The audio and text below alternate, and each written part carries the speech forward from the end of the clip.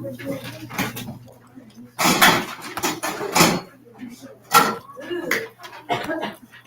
right, here we go. We did pretest something.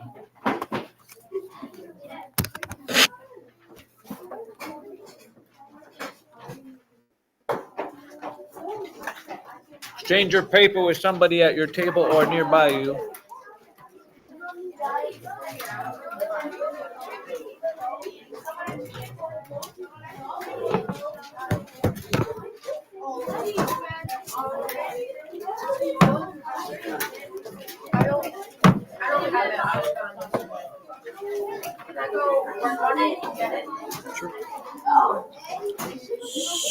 Here we go. Number 14, right? What pretest number does it say on top? 14? Yeah.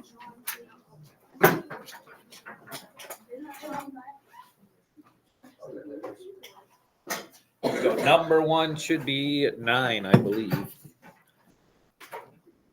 1 is 9. Number 2, Miley. 11. I think it's side length equals 11 centimeters, but the area it says is I have 121 in bold. I don't know which one it asked you. 121. 3, Braska. 8.75. 4, Quinn.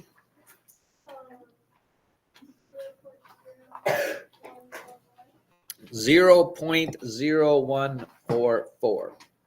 0 in front of the decimal is not necessary. Number 5, Eli.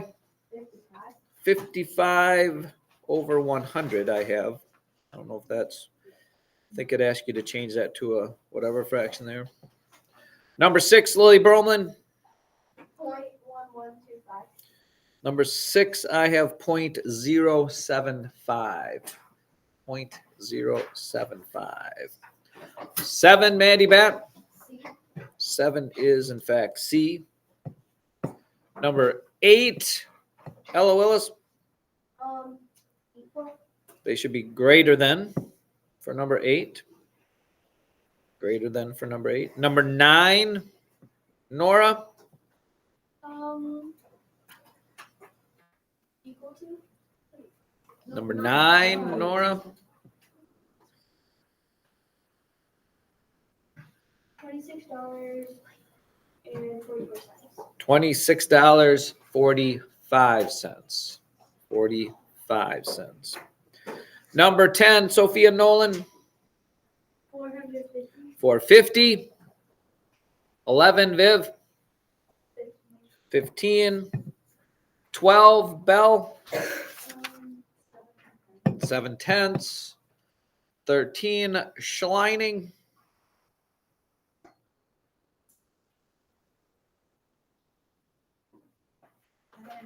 7 1/8. 14 to Liliana. 8. 15 Griff. 72.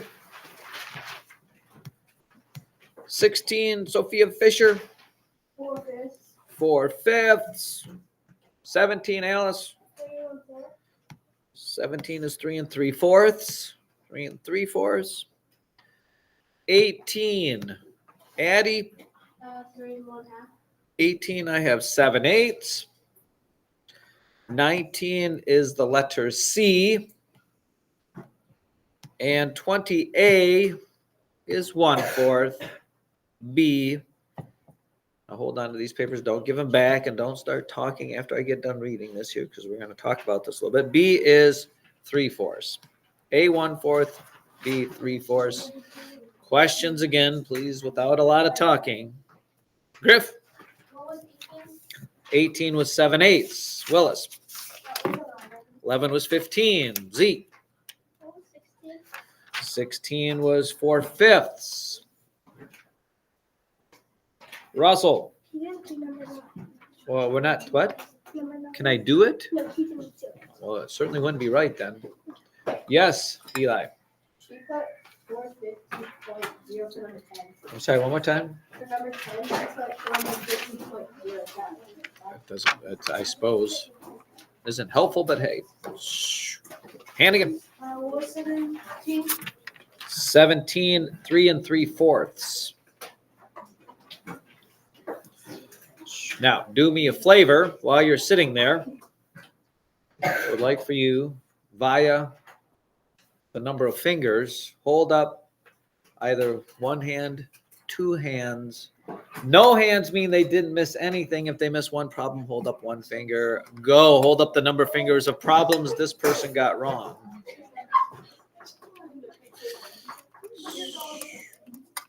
And then you may pass them back.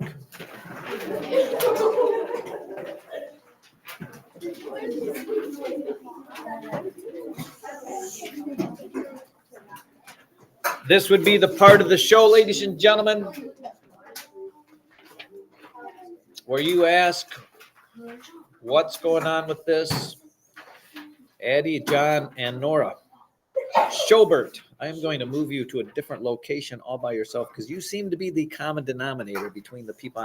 I'm not saying that they're not guilty at all, but you seem to be the guy in the middle. And I think without you, neither of them maybe would say so much. I'm not blaming you, but you would have to be the way I would fix the problem. Again, focus here, people. We got, one wrong turns you to an A-, two wrong is a B, three is a B-. So every problem you get wrong is going to hurt you drastically. Belle, give me something here. What? For 16, I thought the trying factorization is where you put the numbers like 2 times 2 times. Right, but the whole answer was reduced. I mean, we can do that, but the whole thing they're getting at, I read the reduced answer. Oh. So, I mean, you can, yes. If you want me to read, the prime factorization too? You want me to read you what the prime factorization was as well? Did you get the reduced answer? I didn't. All right, so this was kind of where we went. If you did this part right, you're probably going to get that part right. So that's kind of where. See, look at you now you figured out for tomorrow. You're already way ahead there. Sophia Nolan. 14. Number 14, ladies and gentlemen. So please listen, even if you didn't. How many small cubes? Now, please understand, sixth graders. Okay. If you think about making a cube that's this size, please don't count the sides because that doesn't tell you how many cubes. In other words, don't sit there and go 1, 2, 3, 4, 5, 6, 7, 8, 9, 10, 11, 12. That's not how many cubes it takes to make that. If you look just at this top layer here, how many cubes does it take to make the top layer? Well, this is all one cube. That's a cube, that's a cube, and that's a cube. There are 4 cubes that lay flat to make the top, and there would be 4 cubes on the bottom so that they don't all fall down. So it's a total of 8. Now, if you really wanted to know how to do that, you just take the length times the width times the height. 2 times 2 times 2 would give you how many cubes that would take. Okay. I could have read the wrong answer. It's not so far. Willis. What was, what? How do you do or what was? How do you do 2 and 8? 20? No, 2 and 8. 2 and 8. There's a number. Problems 2 and 8. Yeah. There we go. We've got to it. Here is number 2. First of all, you drew the square. Yeah. So your square, it says, has a perimeter of 44 centimeters. Ella, how do you find perimeter? Schobert. I don't know where even to put you. Come sit up here next to Russell so I can want you closer there. Scooch over, Russell. I don't care if you're talking, but if I can hear you talking, then I have to care because now I lost focus. I don't even remember what problem I'm on anymore. What problem am I on? 2. Oh, yeah. How do you find perimeter? Add up all the sides, right? Yeah. And the nice thing is this is a square. So what do you know about all the sides? They're all the same. So in math, we would go S, S, S, and S. What number would you add? What same number added to itself 4 times is 44, which means the same thing as taking 44 and cutting it into 4 equal groups, which would be what, Ella? Yeah. You take 44, divide it by 4, you get 11 equal roots. So every side has to be 11, because 11 plus 11 plus 11 is 44. And then what's the area? To find the area, you multiply the side times side. If you didn't get the first part right, you're not going to get the second part right, because it's going to be 11 times 11, which is 120 centimeters squared. Does that help, Al? I mean, if it said 36, they're going to give you a number that's divisible by 4. So it could be 36 tomorrow, could be, I don't know, 16, could be 20, could be 400, could be 444, 4,444. What was the other one? 4, 2, 4? 8. Number 8, ladies and gentlemen. Oh yeah, see, another thing, did you actually add these together and actually multiply these together? If you take 0.2 times 0.2, you get 0.4, right? Adding decimals and subtracting, you line them up. Multiplying, yes, in fact, you do get a 4. But what's the rule for multiplying decimals, Colton? How many places? 2.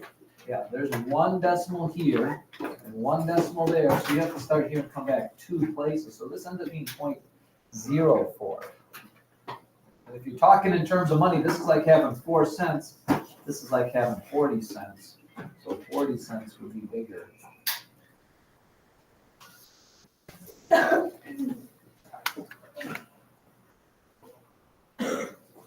See, look at how quiet it is back there now. Again, not blaming you because, well, Hannigan. I don't get number 9. Oh, number 9, ladies and I gentlemen. times it. Did you? How many people missed number 9 by 1 penny? What was the answer? By 1 penny. What was the answer? I don't know. Shh. The answer to number 9 was $26.45. Now, here we go, ladies and gentlemen. Again, this gives me another opportunity to share with you the same thing I tell you every time. Tax and tip is always Multiplication. So here's what you want. You have $24.95, and you want 6% of that, which is why we multiply. 6% is 0.06. Okay. So here we go. Let's do the multiplication. 6 times 5 is 30. Carry the 3. 54 and 3 is 57. 5, 24 and 5 is 29. Carry the 2. 12 and 2 is 14. Where does my decimal go? 4 places over. 1, 2, 3, 4. So ladies and gentlemen, at this point, you should say, Your choice is either $1.49 or $1.50. We don't have this coin over here that's 1,000 of a dollar. But this is what tells us whether I add a penny to this or keep that penny the same. If this is 5 or bigger, you have to add 1 to that, and you have $1.50 in tax. I hope that's right. Oh, shoot, I didn't. What problem was it? 9. Yeah. 9, right. And then, so then you'd have to take your $24.95 and add your $1.50 to it. You get your $26.45, not $44. Just one of those things that has to happen. Miley Moise. Can you show me how to do 6 or not how to do 6? I will definitely show you number 6. I'm sure it's over here somewhere where I just came from. Well, these are all questions. First of all, we talked about it, and on tomorrow when you get that thing, this is probably just as unclear. This is a square root. So this is 0.45 divided by what is the square root of 36? What number times itself, Will, gives you 36? 6. Is that what you got, Miley? Yeah. So then it is this number, 0.45 being divided by 6. Did you get that? Because that's usually where people go wrong, is they mix them up. When you write it out like this and you change it to the division problem, those things flip places. Yeah. Okay, so I don't move any decimals because there's no decimal here. So the decimal goes straight up where it goes here is the answer, so it starts there. Make sure you work in straight columns. 6 doesn't go into 4, and I need to keep that place taken, so I put a 0 there. 6 goes into 45 7 times, which is 42. I get 3 left over. I'm not allowed to have remainders with decimals, so what do I have to do, Lainey? I have to keep adding zeros till it actually works out. 6 goes into 35 times. So your answer to this should be 0.075. Miley, where did the train come off the tracks? I think I just divided them. Oh, good. Zeke. For number 15, I got 96. You are kidding me. I have no idea what number 6 is, but I will look. For 15? I'm sure it's over here somewhere where I'm off the charts. You know, it's tough to work with these ginormous pieces of paper here. Each side of a regular hexagon, which means hexagon is 6 sides. Each side is 12. I'm guessing 6 times 12 would do the deal there. You know, what did you get? I got 96, but for the hexagon, I thought it was 8 sides. Yeah, you might want to hone in your skills on the sides of a shape. It could be an octagon tomorrow. I mean, you should know at the 6th grade level, ladies and gentlemen, you should know that a pentagon is 5. hexagon is 6. I don't think they'll ask you heptagon, but that is 7. 8 is octagon. 9 is, I think, a nonagon. 10 is a decagon. 12 is a dodecagon. I'm not sure what 11 is. I think. Ladies and gentlemen, we are forging ahead to new and uncharted territories here. Where are we at here? Oh, don't say that's it. I cannot believe that those would be the only questions that are out there. I could believe it. I find it hard. Addie. I would get number 17. I have that wrong. Number 17.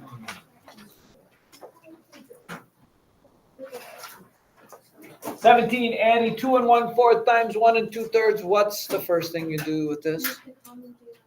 No. I mean, right up and down. Nope. Neither one of those. And that's what you got to know, the difference between adding and subtracting fractions and multiplying and dividing.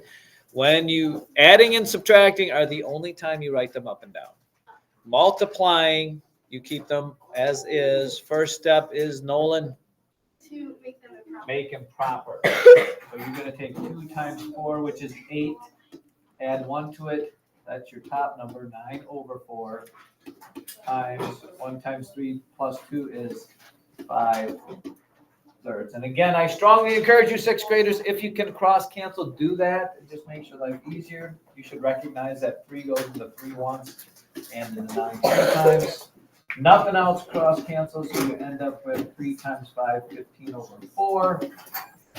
You can't leave it as improper. You have to reduce it down. 4 goes into 15, 3, 12.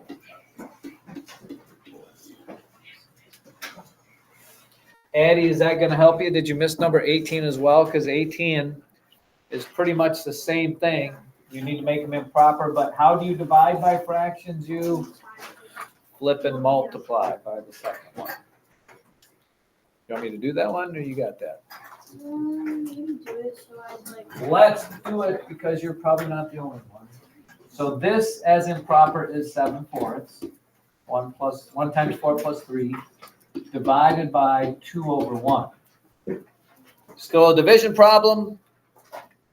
Flip it over and multiply, it ends up being 1/2. And then you just multiply across. 7 times 1, 4 times 2 is 8.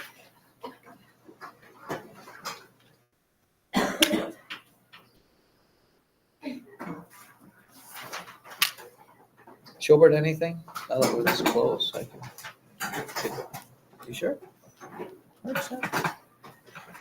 You said they were smirking at you, just so you know. No, I just like to smile. Smiling is my favorite. Wait, singing is my favorite. What is it? Was it smiling? Smiling. Was it smiling? Yeah. Nothing else? All right, I have a quiz and a test note.